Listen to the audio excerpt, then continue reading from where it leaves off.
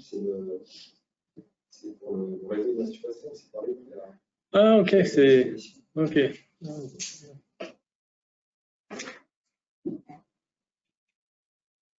Bon. On a 7 participants. Bonjour à tous. J'espère que vous m'entendez tous. Donc, dans cette session de Carubionet, je vais vous présenter, j'avais proposé à David de présenter un peu l'application Sniplay, qui est une application web qui permet d'explorer un peu les données de polymorphisme de type SNP.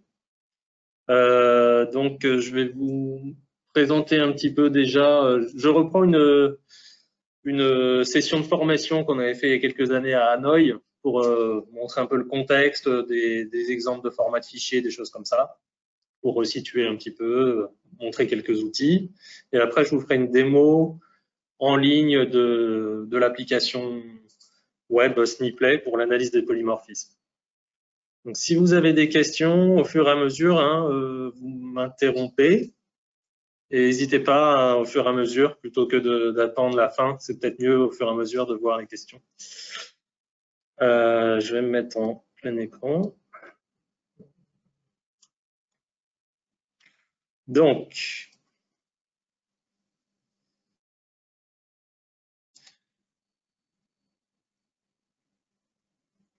est-ce que ça passe? Ouais.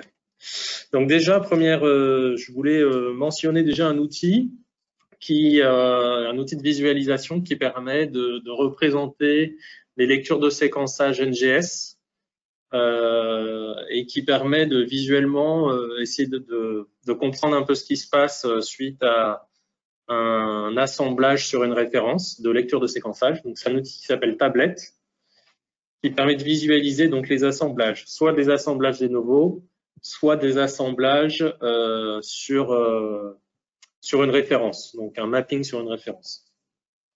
Donc c'est un outil qui prend plusieurs formats d'entrée, et notamment les formats très couramment utilisés qui sont SAM et BAM, donc les formats de mapping, et aussi format ACE par exemple, ACE qui est un format d'assemblage des novo.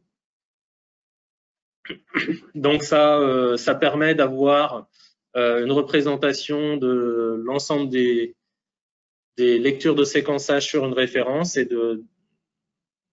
d'explorer un petit peu les différences de couverture le long de la référence, d'identifier aussi des polymorphismes.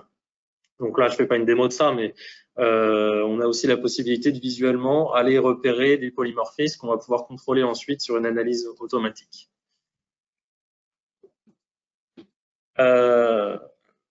Donc, un outil qui est couramment utilisé pour l'appel de variants de type SNP s'appelle GATK.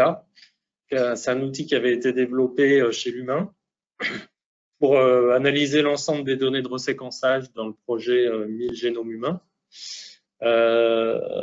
Donc, ça a été développé pour l'humain, donc pour des génomes eucaryotes, et donc humains en particulier, mais ça peut aussi s'appliquer pour des génomes prokaryotes. Donc ça inclut, c'est une suite logicielle qui inclut différents types d'analyses, notamment des analyses de profondeur, de séquençage, de score, d'estimation de la qualité de séquençage et recalibration, et donc aussi de détection de polymorphismes de type SNP. Donc SNP pour Single Nucleotide Polymorphisme, et indel, insertion délétion. Donc cette suite logicielle va permettre d'identifier de manière automatique, à partir de fichiers de mapping, des insertions délétions et des SNP. Donc en complément de cette suite logicielle, il y a d'autres packages qui sont couramment utilisés, notamment la librairie SAMTools et PicardTools, qui sont des suites logicielles qui permettent de traiter les formats SAM. Le format SAM qui est le format d'alignement des lectures de séquençage. VCF Tools, donc j'y reviendrai tout à l'heure. Le VCF, c'est un format de SNP, qui permet de lister les SNP. Donc, on a des outils qui permettent d'explorer ça, VCF Tools, ou encore BED Tools.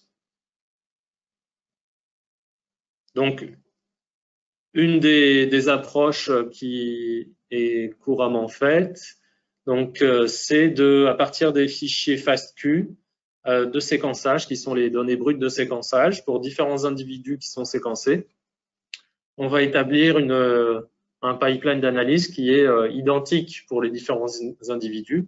Donc, avec une première étape de nettoyage des séquences par le logiciel CutAdapt.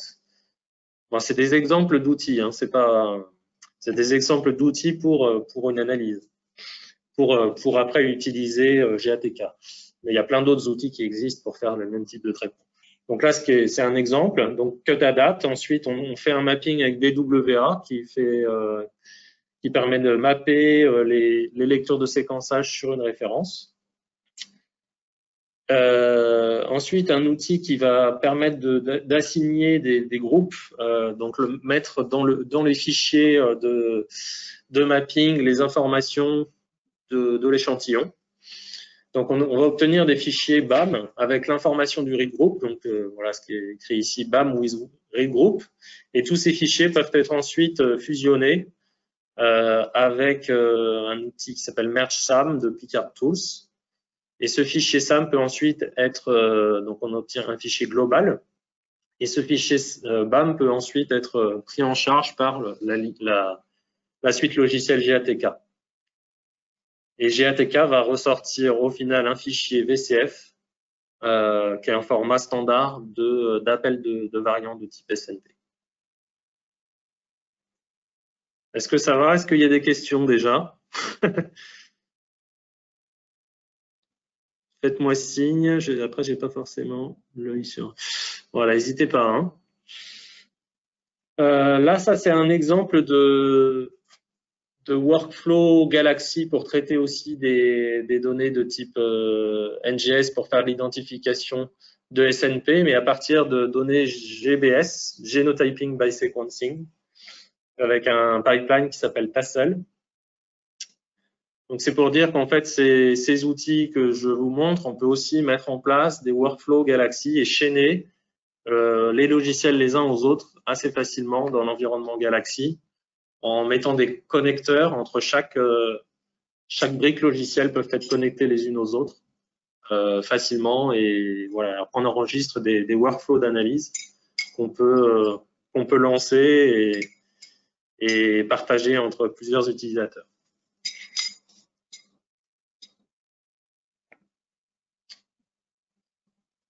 Non.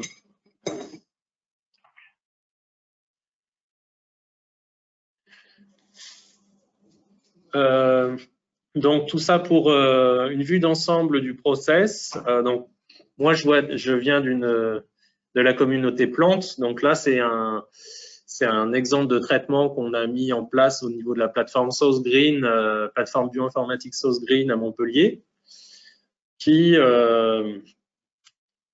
présente un petit peu le cheminement global des données de séquençage pour l'analyse de SNP. Donc, à partir des reads, on a un pré-processing et un mapping avec les outils que j'ai cités tout à l'heure. Et ensuite, une phase de snip calling avec les logiciels GATK ou Tassel, selon qu'on a des données WGS ou des données GBS.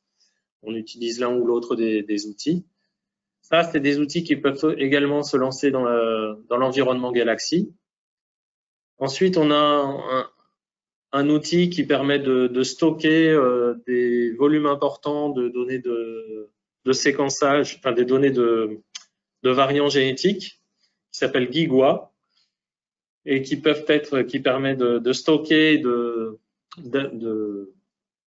requêter ces informations-là en ligne. Et ensuite, on a l'outil Sniplay qui permet de faire des analyses de données de génotypage, donc que je vais vous montrer, et faire de la visualisation selon différents types d'analyses. Donc Sniplay, c'est une application web, mais c'est aussi une application, enfin ça a aussi été déployé sous forme de workflow Galaxy. donc disponible sur la bibliothèque de Galaxy Central.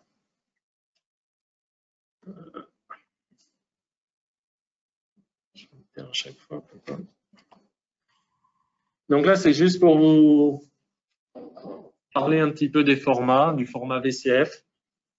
Donc pour variant call format, c'est un fichier texte avec beaucoup de méta, un certain nombre de lignes au début de fichier qui décrivent les informations. Donc c'est des métadonnées qui expliquent un petit peu les informations qui sont codées ensuite.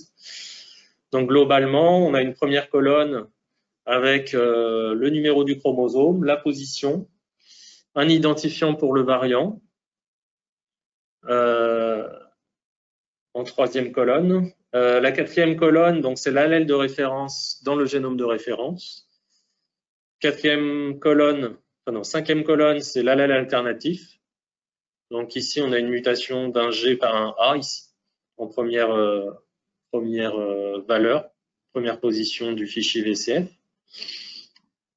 On peut aussi coder les insertions délétions, comme enfin là, non, c'est pas une insertion délétion, mais c'est un microsatellite. Mais on a les possibilités de coder aussi des insertions délétions dans ces types de fichiers. Et ensuite, vous avez un certain nombre d'informations sur le format qui est utilisé. Et enfin, pour chaque échantillon, on a un codage 0, 1, selon que l'échantillon possède l'allèle de référence ou l'allèle alternatif. Donc, quand on a 0, 0, ça veut dire que l'échantillon en question a été génotypé de l'allèle de référence pour les deux chromosomes homologues, parce que par défaut, un VCF est codé en diploïde. Hein. Donc, ça a été développé pour l'humain, et donc c'est un codage par défaut qui est diploïde. Donc, avec 2 allèles par position. Quand on a une position hétérozygote ici, par exemple, on a 1, 0. Enfin, des fois, c'est des slash. Normalement, c'est des slash, mais on peut aussi avoir des barres verticales. Et on a un codage comme ça pour l'ensemble des positions variantes dans le génome, donc qui est facilement utilisable par les différents programmes.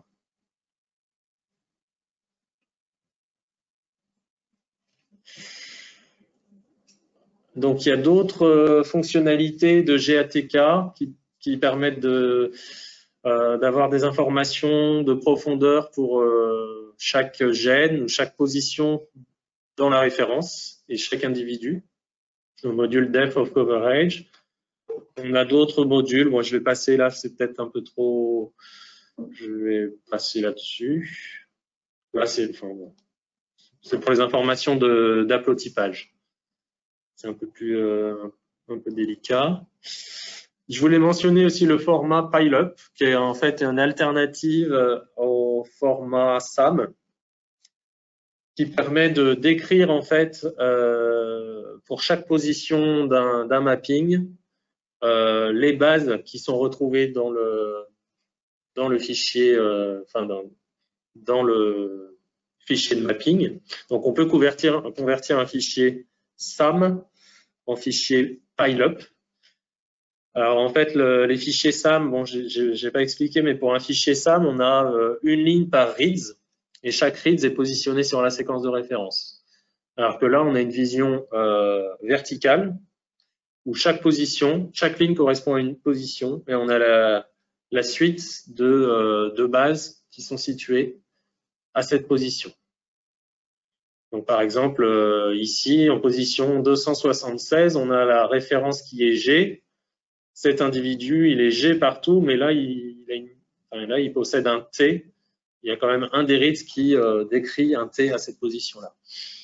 Donc, à partir de ce type de format, on va également pouvoir faire des appels de variants. Notamment un outil qui s'appelle VARSCAN, qui est un autre logiciel alternatif de GATK qui permet de faire des appels de variants.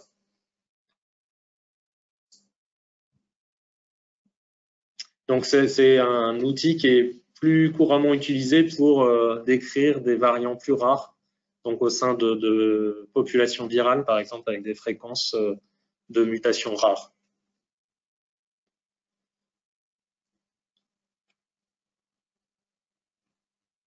Quelqu'un aurait des questions ou toujours pas?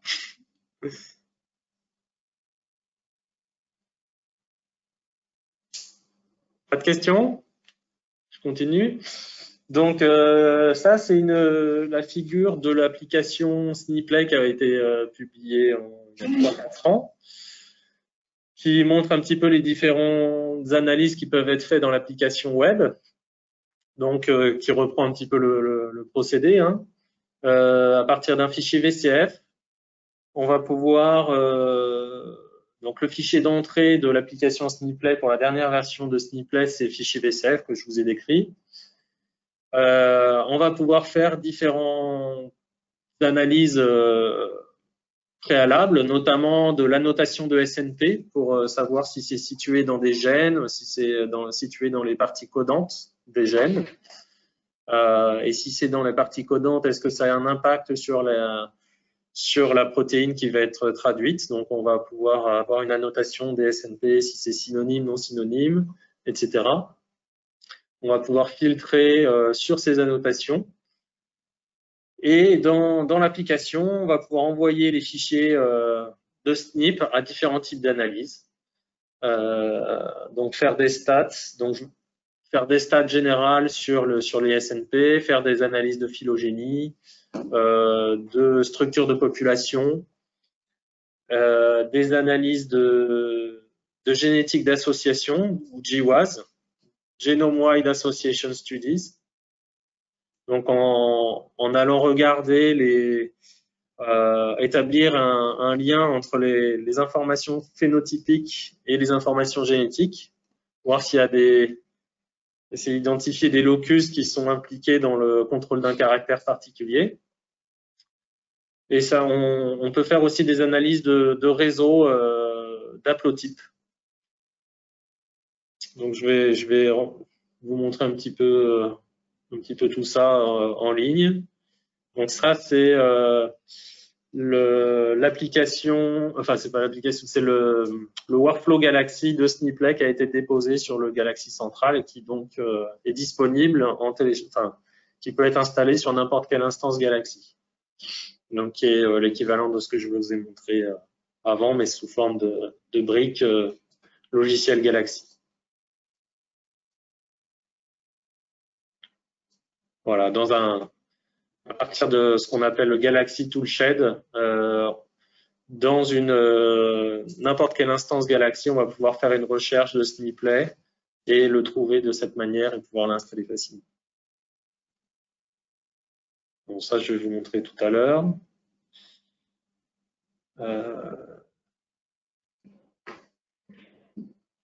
Donc voilà, là, c'est un exemple de sortie dans l'application où on peut voir l'annotation des SNP avec donc l'identifiant du SNP, les allèles, donc une mutation d'un G par un A, la position du chromosome, et on a l'information de l'annotation si c'est localisé dans tel ou tel gène. Là, ce sont des gènes du riz. Et on voit que ce premier SNP, par exemple, est localisé dans un exon et a un effet synonyme. On a une mutation CAC en CAT, donc ce qui va ne pas avoir d'impact sur l'acide aminé. Donc voilà, pour l'ensemble des SNP, on a la possibilité d'avoir cette information qui est retournée. Là, pour la suite, je vais peut-être vous montrer directement, ou alors il y a peut-être des éléments que je peux vous...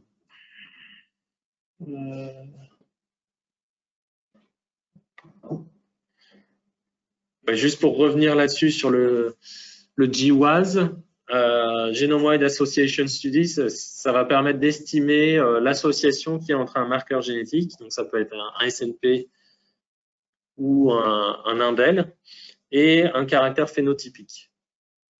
Donc généralement, on obtient des graphes de ce type-là, où on a ce qu'on appelle les Manhattan plots. Ça va représenter en fait les niveaux d'association, des tests statistiques d'association entre chaque marqueur pris indépendamment et les informations phénotypiques des individus qui sont analysés. Donc en fait, là, ce qui est ploté ici, ce sont les moins log 10 de la p-value pour chaque chromosome. Donc on a le chromosome 1 ici, 2, etc. Et là, donc plus les points sont élevés, plus on va avoir une association significative avec le caractère étudié.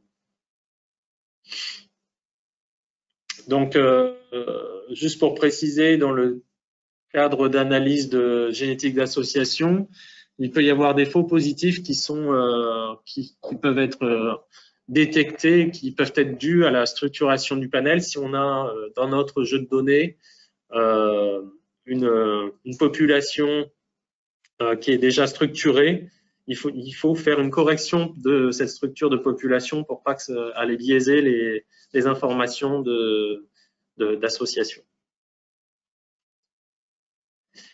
Alors, ouais, ce que je vais faire, c'est que je vais vous montrer maintenant directement l'application avec un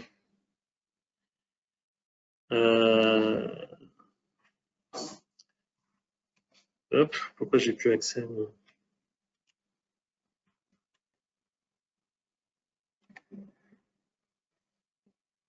Est-ce que vous voyez bien maintenant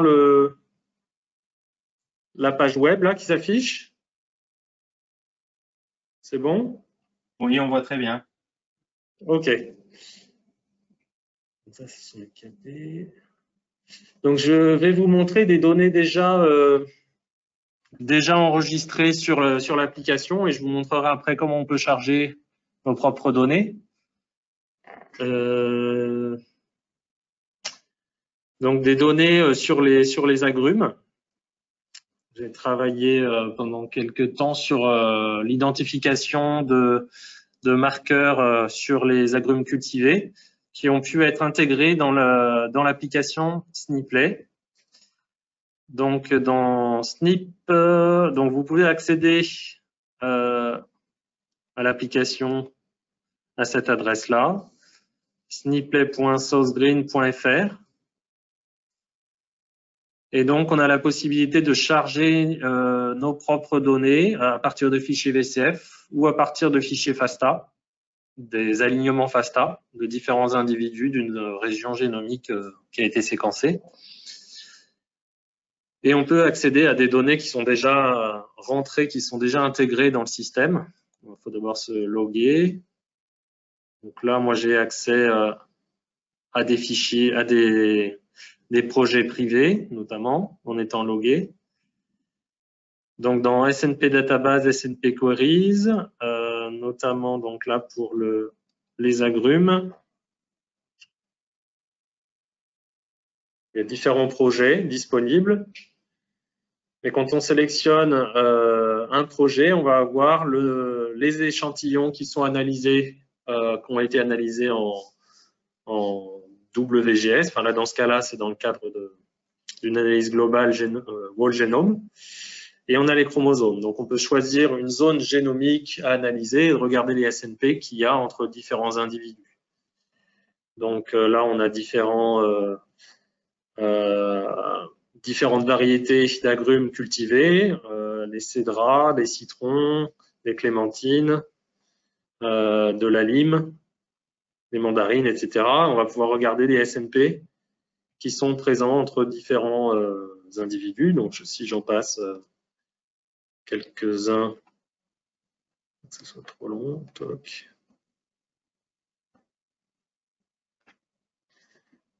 Quelques mandarines. Je vais regarder sur mon chromosome 1.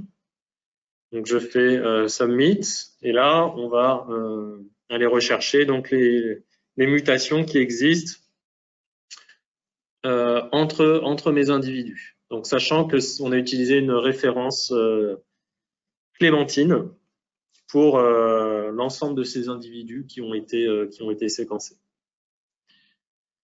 Donc, Au bout de quelques temps, on a donc le nombre de SNP qui ont été identifiés. Donc là, on a 811 000 polymorphismes trouvés entre ces individus.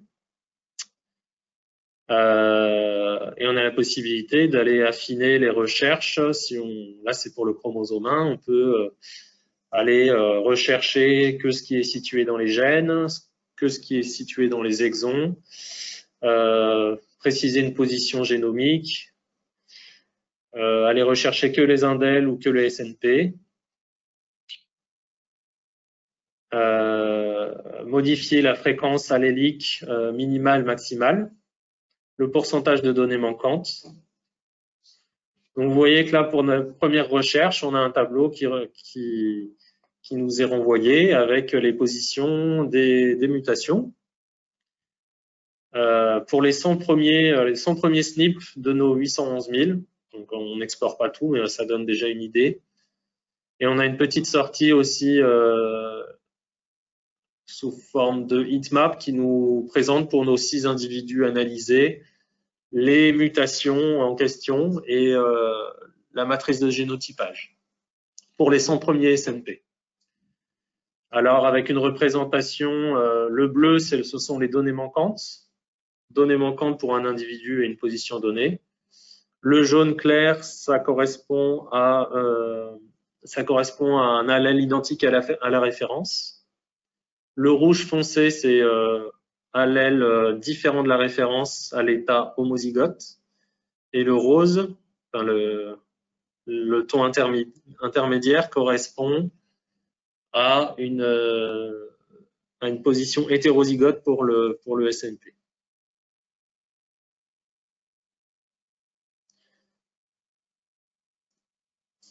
Donc là, vous voyez qu'on a eu 811 000 positions. Si je rajoute quelques individus, logiquement, on devrait obtenir plus de SNP puisqu'on augmente la diversité dans notre échantillon.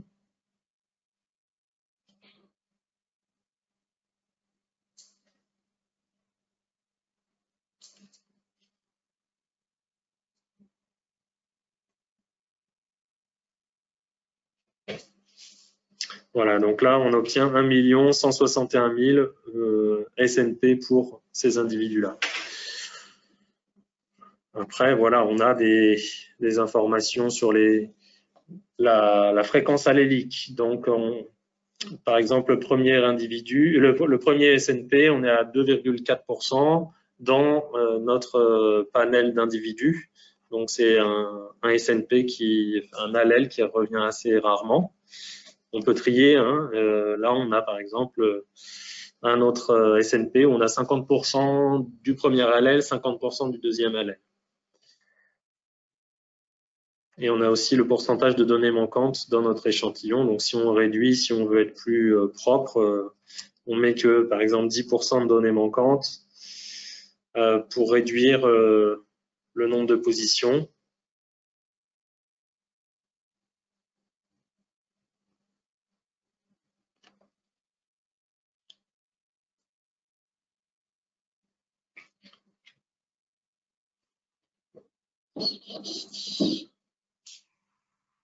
Voilà, donc là, on a 969 000 positions.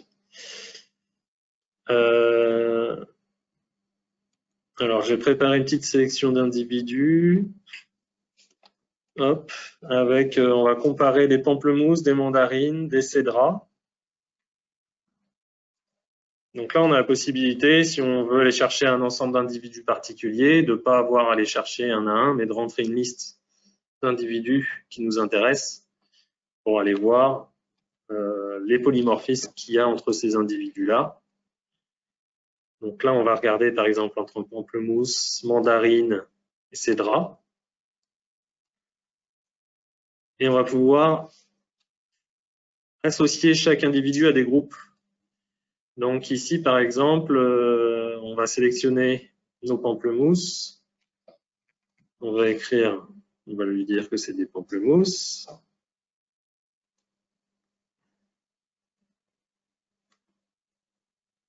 Les mandarines. Ah, oui, il m'a pris mandarine.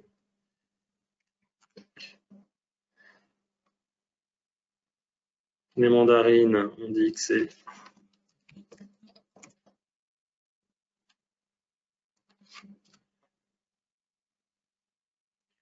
et ensuite les cédras, on les sélectionne et on dit qu'on va créer un groupe avec l'ensemble qui s'appelle cédra pour ces différents individus. Toc. Je peux valider mon assignation au groupe. Et donc, on va refaire une analyse sur le chromosome 1, par exemple.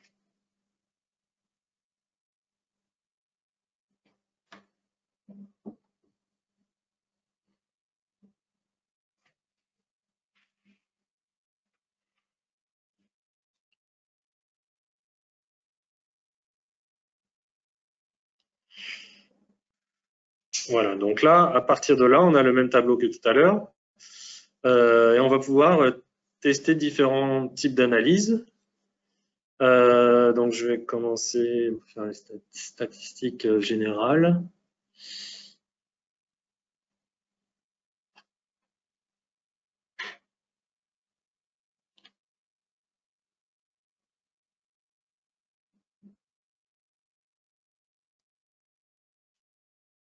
Je vais pouvoir lancer mes analyses de densité en SNP également.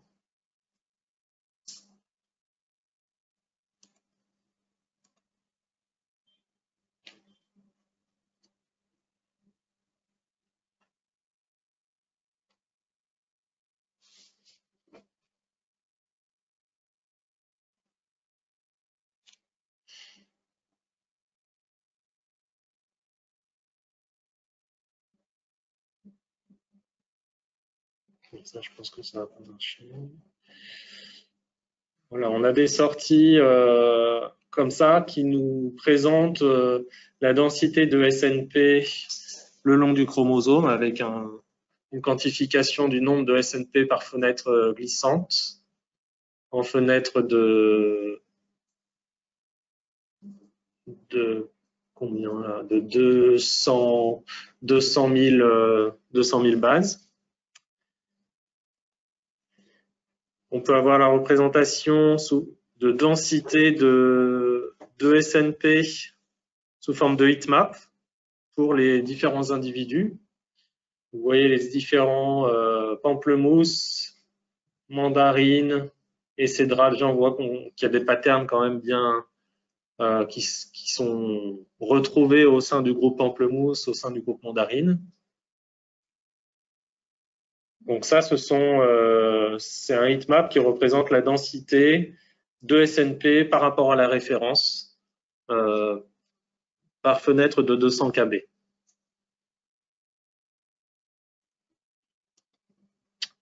On peut aussi avoir le niveau d'hétérozygosie par échantillon, voir s'il y a des excès d'hétérozygosie sur certaines zones du génome, du chromosome. Donc ça, par contre, ça ne marche pas. Il y a une représentation avec Circos, un petit bug qu'il faut que je règle, mais normalement, ces informations qui sont présentées ici sont aussi compilées sous la forme d'un Circos général.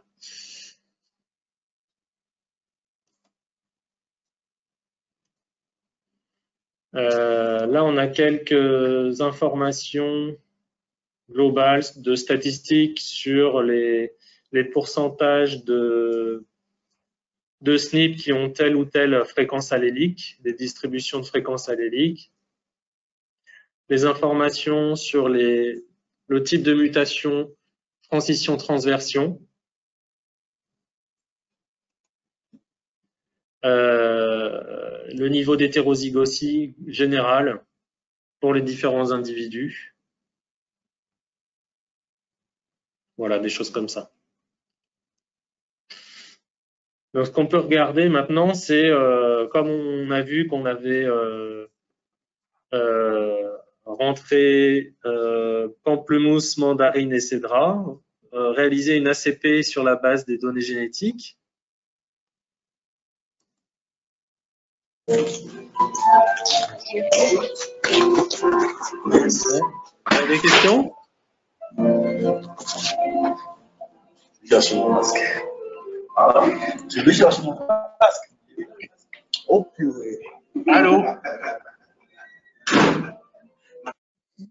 Il y a une question? Non? Donc là, on a une première sortie sous forme de matrice de similarité pour chaque individu pris 2 à 2. Et ensuite, on a des ACP des individus donc en 2D ou 3D. Donc avec la représentation de nos individus pamplemousse, cédra en bleu et mandarine, qui sont bien séparés. Donc après, on voit que là, il y en a une mandarine qui se retrouve au niveau des... Non, pas une mandarine, justement. Si je fais ça. Mandarine. Ah oui, mais mandarine cédra, mandarine nova, je l'ai mis en cédra, mais c'est une erreur.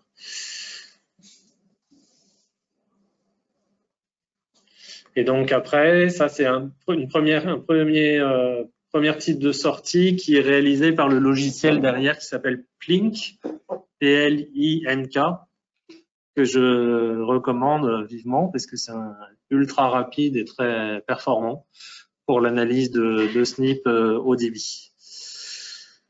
Après, on peut faire des arbres de distance selon la même, selon les mêmes procédés. Donc, en fait, à partir des SNP, on va générer un fichier d'alignement multiple en prenant que les positions mutantes variables, que les positions variables, pour générer un arbre de distance avec FastME, le logiciel FastME.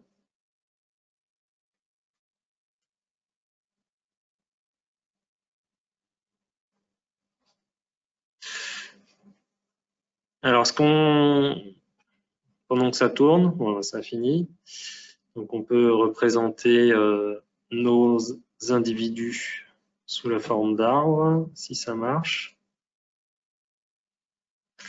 Voilà, avec du coup, il y a une colorisation selon le groupe auquel on a assigné les individus. Donc là, on voit une séparation claire entre les mandarines, le groupe des mandarines, le groupe des pamplemousses et le groupe des cédras. Donc, ce qu'on va vouloir aussi étudier, ce sont essayer de voir s'il y a des SNP qui permettent de discriminer entre ces groupes. Donc, on va pouvoir aller regarder avec un des modules, voir s'il y a des SNP diagnostiques du compartiment mandarine, des SNP diagnostiques du compartiment pamplemousse et cédra. Donc, en ayant fait cette assignation-là, on va pouvoir aller dans la catégorie diagnostic SNP. Et donc, à chaque fois, quand on clique sur un des modules, on a les fichiers qui sont automatiquement chargés au format, donc je n'en ai pas parlé, c'est encore un autre format, c'est un peu compliqué. Format BED, BIM, FAM, c'est l'équivalent du fichier VCF, mais encore plus compressé. Et on doit donner, dans le cas d'une analyse de comparaison de SNP diagnostic, les informations d'assignation à des groupes pour pouvoir justement chercher des SNP qui sont spécifiques de tel ou tel sous-groupe. Donc, il va y avoir un calcul d'un indice de différenciation entre populations, ça s'appelle le GST, pour définir qu'un SNP est défini diagnostique ou pas. Donc là, on va être... Donc, plus on se rapproche de 1, plus on va donner de la robustesse à notre SNP diagnostic. 1, ça veut dire que le SNP, l'allèle va être strictement identique pour tous les membres d'un sous-groupe, enfin de chaque sous-groupe. Donc là, si on veut laisser un peu de souplesse, bon, non, on va mettre 1. Donc je vais mettre un seuil de 1. On va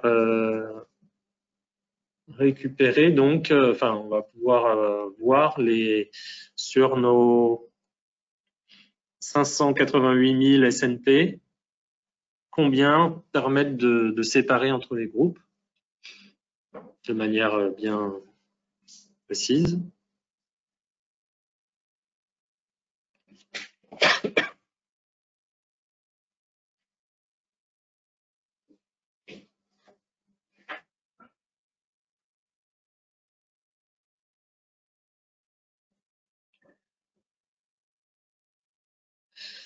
Donc voilà, donc là on a, au bout d'un petit moment, on a les résultats. Donc on a 37 000 SNP diagnostiques qui permettent de séparer entre nos 3 compartiments, cédra, pamplemousse, mandarine.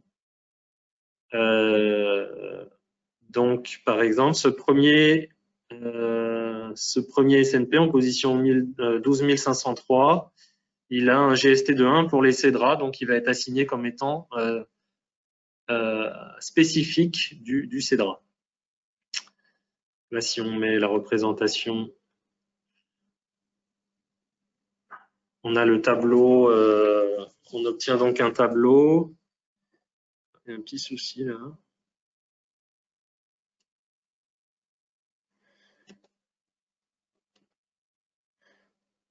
Voilà, avec l'ensemble des SNP diagnostiques pour les pamplemousses et pour les différents compartiments qu'on a étudiés. Donc vous avez les fichiers de sortie qui sont téléchargeables ici. Et donc ce fichier-là, par exemple, filter diagnostic SNP va recenser, on va pouvoir l'enregistrer. Et c'est un fichier qui va pouvoir être utilisé pour après faire des analyses plus fines de répartition des SNP diagnostiques le long des chromosomes. Donc, si j'affiche ce fichier, c'est... voilà. Pourquoi il y a 2 lignes là ?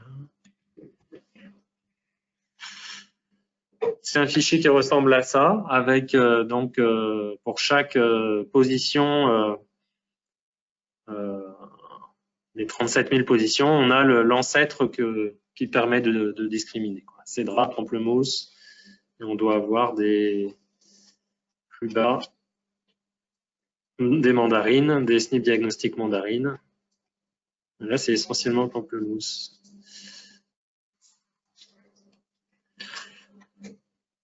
Et donc, si une autre analyse qui peut être faite à partir de ça, c'est l'analyse de structure mosaïque, où là, on va pouvoir regarder le long des chromosomes si on a des portions de chromosomes qui sont issues de tel ou tel ancêtre. Donc, à partir de notre fichier VCF, on va devoir charger un fichier de SNP diagnostic. Donc là, je vais pouvoir charger un fichier de SNP diagnostic. Je crois que celui-là était...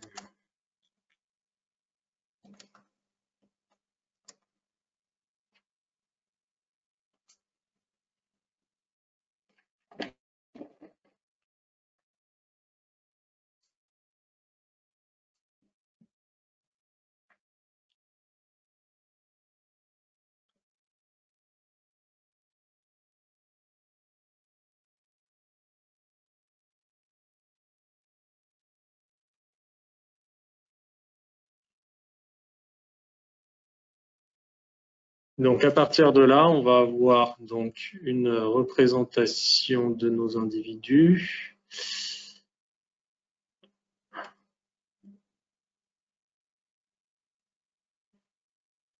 Ah oui, mais j'aurais dû faire autrement. C'est pas très intéressant du coup. On a donc nos individus cédra qui sont représentés ici en rouge, les mandarines en jaune et les pamplemousses en bleu. Et ce que j'aurais dû faire, c'est mettre des hybrides. Si j'avais rajouté des individus hybrides comme des citrons par exemple, qui sont en fait des hybrides entre mandarine et cédra. On peut à l'après regarder voilà, les citrons, on peut regarder les limes aussi. Des oranges. Toc. Enfin, voilà, l'idée c'est de pouvoir après parcourir et explorer un petit peu les variétés qui ont été séquencées, de regarder l'origine ancestrale de chacune des portions du génome de cette manière, en ayant identifié au préalable des SNP diagnostiques. Et d'aller identifier des zones de recombinaison aussi, au fur et à mesure des croisements entre variétés. Si je refais la manip, ici, mosaïque structure, et que je rentre mes fichiers de SNP, diagnostic,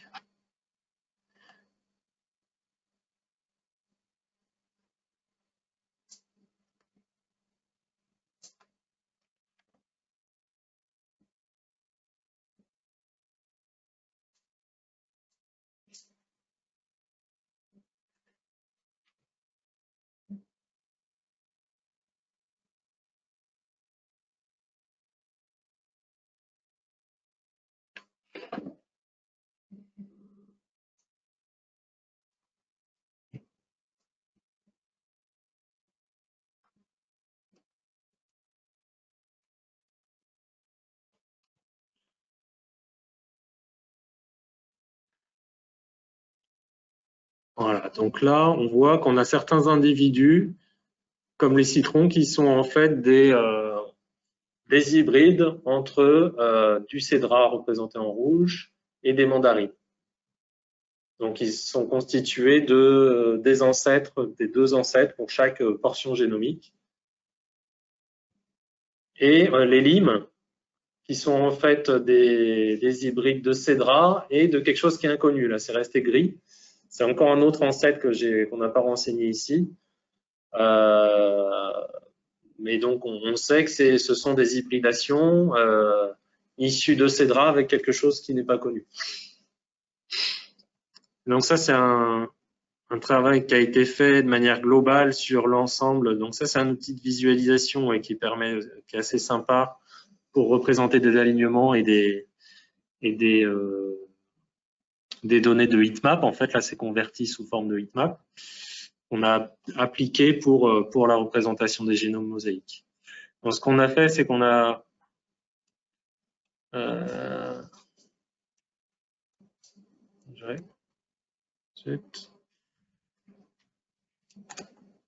on va déplacer ça.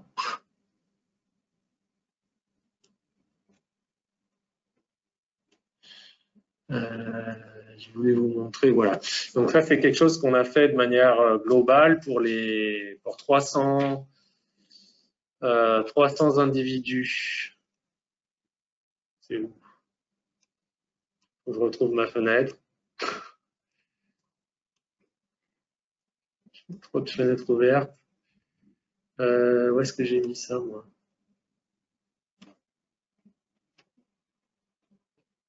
Ah.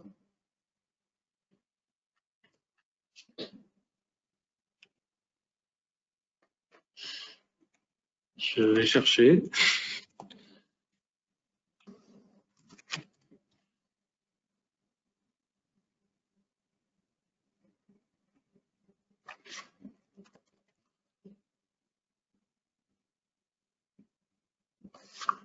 Donc,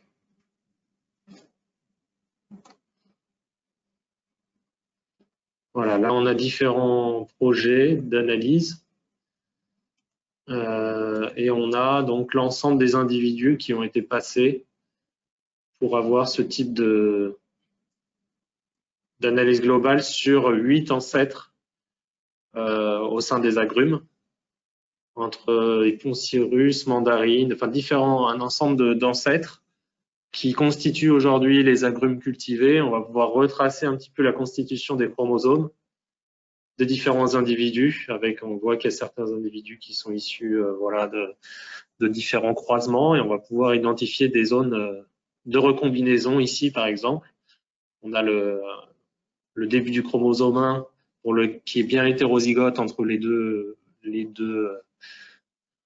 ancêtres et on a une zone qui est homozygote qui est le fruit en fait d'une recombinaison sur cette zone-là.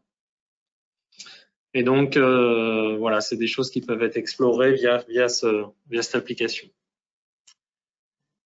Je voulais vous montrer le GWAS, mais bon, c'est vrai que le temps passe. Si vous avez des questions.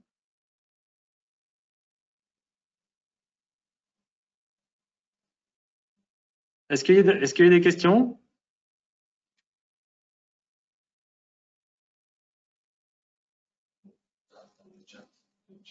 Sur le chat. Où le chat?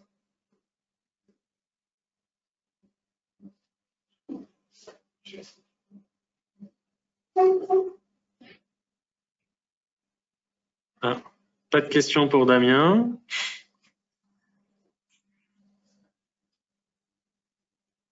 Quelqu'un aurait-il des questions? Non, toujours pas?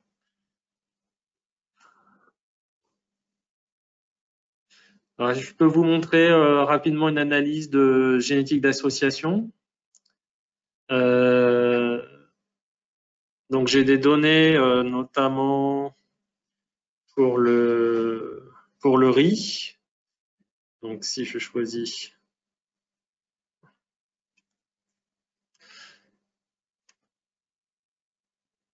le projet, donc on a travaillé sur un projet particulier pour identifier les caractères, des locus potentiels de résistance à une maladie chez différentes variétés de riz.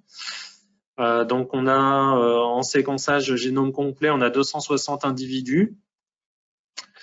Je vais faire une analyse sur les 4 premiers chromosomes.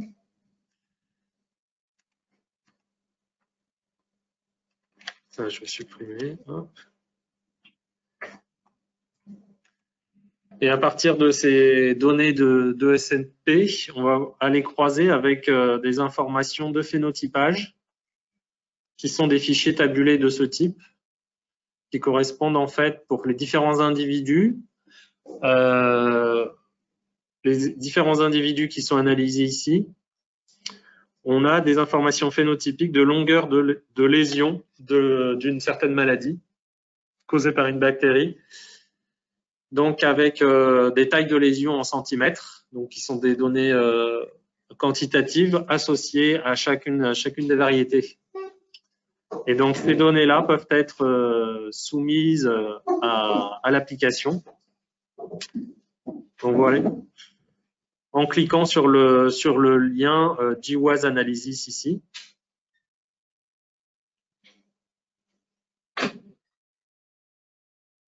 Donc là, on a notre fichier VCF qui est renseigné directement. On va pouvoir rajouter notre fichier de phénotypage que je viens de vous montrer. Là, j'ai mis ça.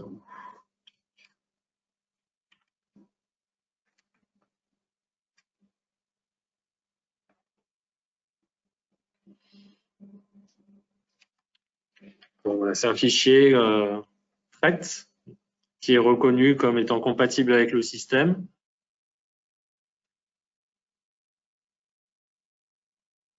Donc, première étape, c'est la vérification Ah, j'ai une question. Ah, c'est passé vite. J'ai pas eu le temps de voir. C'est où le chat?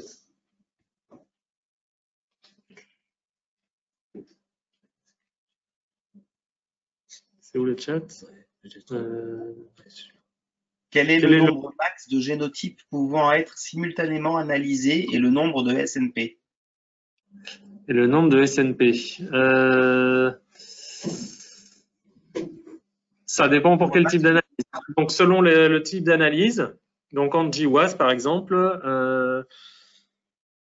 il n'y a pas de limite en termes de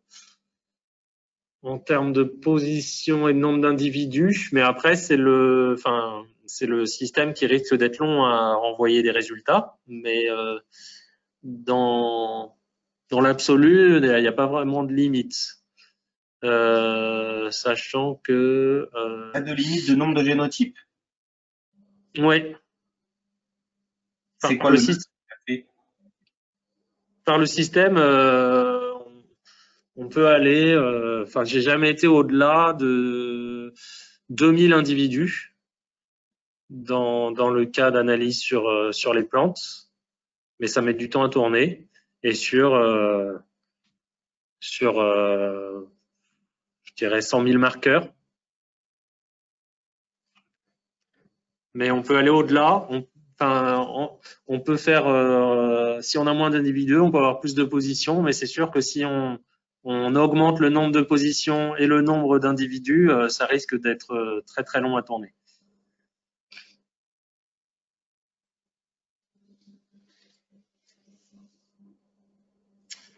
Donc là, vous avez le premier, une première sortie qui vous montre la distribution des valeurs phénotypiques renseignées. Donc là, je vous ai montré, il y avait juste une seule colonne, un seul caractère étudié, mais on pourrait étudier un ensemble de caractères pour les différents individus de notre panel. Donc là, on a juste une maladie par une des souches de la bactérie causant la maladie. Donc, on a la distribution de taille de lésion. On pourra en avoir plusieurs en parallèle. Et ensuite, donc, on fait run GWAS. Et là, on va donc essayer d'identifier des marqueurs qui sont significativement associés à la valeur phénotypique. Un allèle, par exemple, un allèle T va être associé à une valeur très faible de taille de lésion, alors qu'un allèle G sera associé à une grande taille de lésion, de manière significative. Donc, ça va faire ces tests statistiques sur l'ensemble des positions et nous renvoyer un diagramme de type Manhattan plot, comme je vous ai montré tout à l'heure dans le PowerPoint. Pendant que ça tourne, s'il y en a qui ont des questions aussi, j'ai peut-être loupé des questions sur le chat, je ne sais pas. N'hésitez pas à ouvrir votre micro pour poser la question, ce sera plus simple.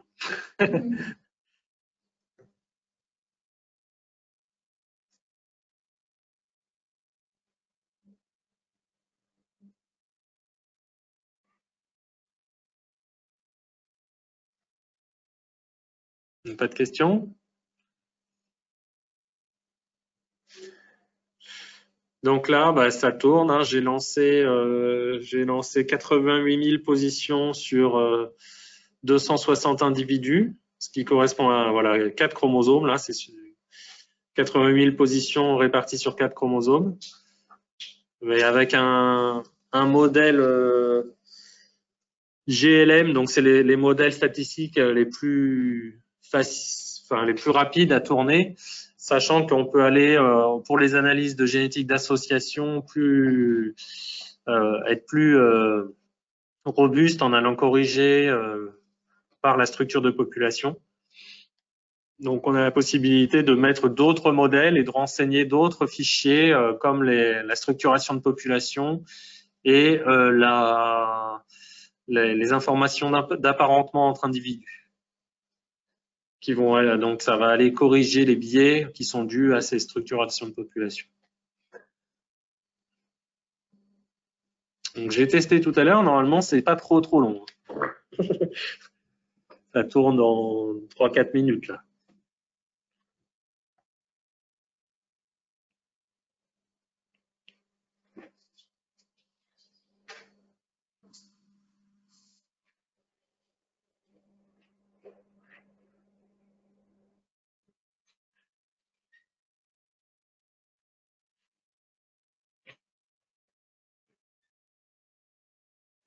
J'ai une question.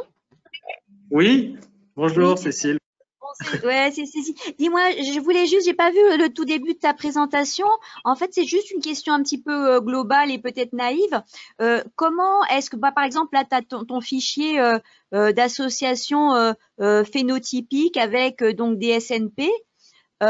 Et tous ces fichiers-là, ils sont chargés comment? Comment est-ce qu'on peut y accéder? Ils sont sur une plateforme ou sur un site web accessible, ces banques de données d'informations phénotypiques ou même génotypiques? Génotypique, les informations génotypiques, elles sont présentes dans l'application Snipplet. Là, comme je l'ai montré, en fait, tu peux extraire les informations de génotype à partir des données de SNP. D'accord, donc pour n'importe quel individu, qu'il soit plante, qu'il soit animal, qu'il soit… Ah ben non, enfin là c'est stocké parce que nous on a travaillé dessus, on a eu un projet, on a rentré les données dedans. Après, pour les utilisateurs, il faut rentrer vos données génotypiques par ce biais-là en chargeant un fichier VCF. Je ne sais pas si tu étais là quand j'ai expliqué. Oui, j'ai pas vu au début, ouais. D'accord. Un fichier VCF peut être obtenu par analyse par le logiciel GATK ou VARSCAN notamment pour faire des analyses de SNP. Et ces fichiers de SNP peuvent être rentrés ici à ce niveau-là. D'accord.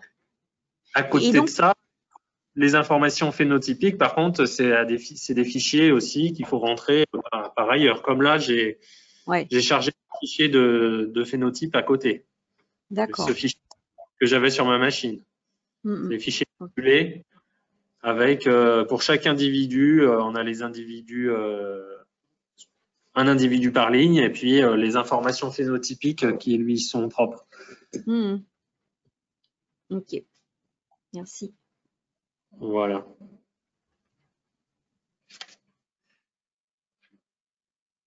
Bon, ça a l'air de tourner, ça met un peu plus de temps que ce que je pensais. Désolé. Alors, profitez-en si vous avez d'autres questions.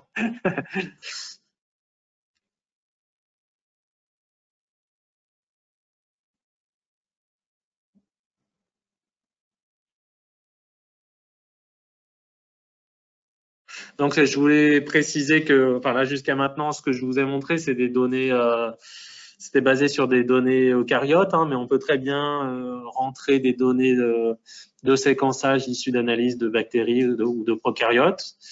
Donc, comme là, j'ai commencé à travailler à l'Institut Pasteur sur les Klebsielles, donc on a fait des analyses de diversité. Et on peut aussi très bien gérer les données de variants génétiques sur bactéries à partir avec cette application.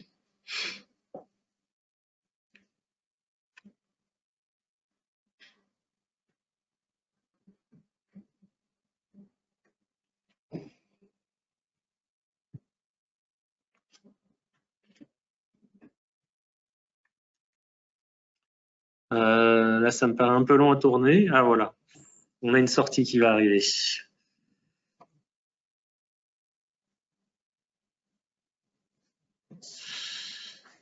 Voilà. Donc là, vous avez une représentation de l'ensemble des SNP des 80, enfin, c'est pas les 88 000, combien il y en avait? 88 000. Sur les 88 000, ne sont représentés que ceux qui sont au-dessus d'un certain seuil de p-value. Donc là, on a en ordonnée moins log 10 de la p-value. La p-value qui est la valeur statistique d'association entre mon marqueur génétique et ma valeur phénotypique pour un individu donné. Enfin, pour l'ensemble des individus. Et donc, chacun des marqueurs est positionné selon sa coordonnée génomique sur les chromosomes 1, 2, 3 et 4. Et vous voyez qu'il y a un beau pic d'association ici à la fin du chromosome 4. Donc, c'est pour ça que j'ai pris les 4 premiers chromosomes. Je savais qu'il y avait un QTL d'association sur ce chromosome. Et on voit que donc pour cette zone génomique, on a quelque chose qui se passe avec un ensemble de marqueurs qui semblent très associés à la taille de lésion. Si on descend, vous avez ici le tableau récapitulatif la liste des marqueurs qui ont une valeur de p-value inférieure à 0,0001. Et on va pouvoir trier et identifier, regarder un petit peu la position des marqueurs les plus significatifs. Donc là, on a un marqueur, par exemple, ici, à 10-16, et on va pouvoir regarder pour ce marqueur-là la répartition pour chacun des allèles, les valeurs phénotypiques. Donc, par exemple, ici, on voit que pour cette position-là, on a un génotypage CC avec de faibles valeurs, une distribution de valeurs phénotypiques faibles, donc de faibles tailles de lésions. Donc, ça veut dire que cet allèle C donnerait un caractère de résistance à l'individu, alors que quand on est homozygote A ou hétérozygote AC, on a des valeurs de taille de lésion plus fortes, donc on est plus sensible à la maladie. Donc on a des représentations de ce type pour les différents marqueurs que l'on va pouvoir sélectionner. Et après, on va aller regarder plus en détail, on a la possibilité d'aller regarder plus en détail ce qui se passe au niveau de ces marqueurs, voir s'ils sont localisés dans les gènes, s'ils ont... Donc là, il se trouve qu'en fait, ces marqueurs-là sont justement situés dans des gènes de résistance, à noter comme étant des gènes de résistance. Donc on va pouvoir faire de l'analyse de SNP plus fine au niveau de ces gènes de résistance, qui montrent une association forte avec la résistance à cette maladie. Voilà, j'ai fait un peu le tour de ce que je pensais vous montrer. Si vous avez des questions encore, hein, n'hésitez pas.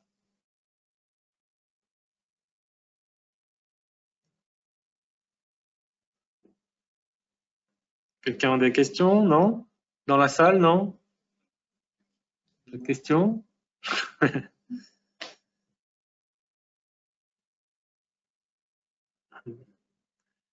Ah, Damien, il a son micro, mais... Non, mais finalement, je veux rien dire.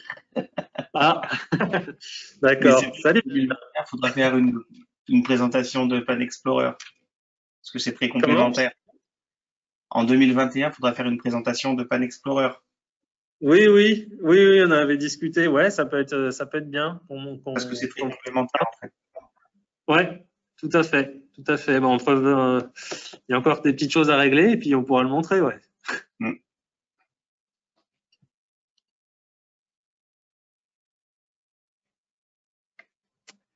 Bon, bah, s'il n'y a pas de questions, merci à tout le monde d'avoir suivi. J'espère que vous allez utiliser l'outil. Retenez l'adresse. Donc, vous n'avez pas besoin de vous créer de compte forcément pour l'utilisation de l'application. Après, pour enregistrer vos propres données, il y a besoin de se créer un compte. Mais pour l'utilisation comme ça, vous avez juste à aller dans Pipeline V3 from VCF et vous pouvez charger votre fichier VCF de cette manière pour faire les analyses qu'on vient de voir. Voilà. Merci à tout le monde. Bye bye, merci beaucoup. Merci, à bientôt.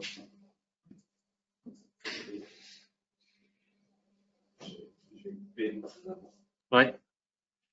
Ici, je ne sais pas du tout. Ouais. C'est complet, ouais. Mais bon, c'est ça. Sur beaucoup d'années. Hein. Ça a commencé en 2005, et puis ça évolue au fur et à mesure. Tu vois, la mosaïque, là, c'est nouveau de l'année dernière. Là. Ouais. On a parlé de données qu'il faut, mais on se pose la question de chercher des...